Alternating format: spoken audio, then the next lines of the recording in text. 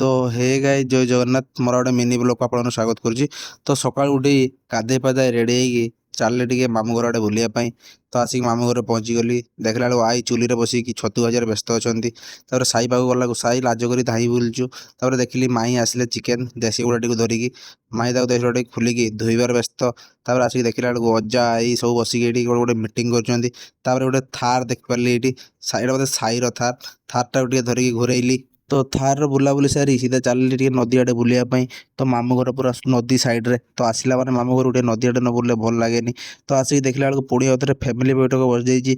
तो मुझे नठी सीधा चलनी साई पाखक तो जाकि देखला माई आउ जाई तार पूरा पानी पुरैबार व्यस्त।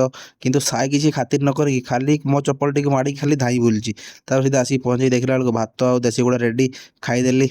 ओ साई तो गवर्नर खुआब आसिक देखला बेलू ये दिज किए बस। तो मामू घर कौन आसते जानापी नेक्स्ट ब्लॉग देखो। जय जगन्नाथ।